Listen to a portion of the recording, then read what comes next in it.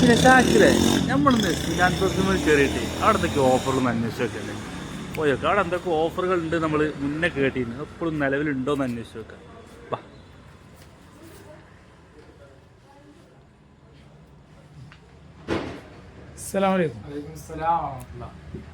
ഞങ്ങൾ ഇങ്ങനെ കഴിഞ്ഞ പ്രാവശ്യം ഒരു ഓഫറിന്റെ കാര്യങ്ങളൊക്കെ കേട്ടിരുന്നു മുന്നേ നമ്മൾ കുറെ കൊടുക്കുന്നതാണ്. ഇപ്പൊ എങ്ങനെ പുതുതായിട്ട് എന്ത് ഓഫർ കടന്നു വന്നിട്ടുണ്ട്? നമ്മളെ ഓഫർ ഉണ്ടായിരുന്നു 6 മില്ലിക്ക് 3 മില്ലി ഫ്രീ എന്നുള്ള ഓഫർ ഉണ്ടായിരുന്നു. റമദാൻ പെരുന്നാൾ കഴിഞ്ഞത് കൂടി കഴിഞ്ഞു. ഇപ്പൊ വേറൊരു ഓഫർ എന്ന് വെച്ചാൽ ഈ 60ഓളം അത്ര ഉണ്ടല്ലോ, അതിന് 12 മില്ലിങ് എടുക്കുകയാണെന്നുണ്ടെങ്കിൽ വെറും 150 റുപ്യ മാത്രം മതി. ഏറെ ഉണ്ട് വെറും 150 റുപ്യ. എത്ര മില്ലിക്ക? 12 മില്ലിട്ടോ, 3 മില്ലിയില്ല 12 മില്ലി.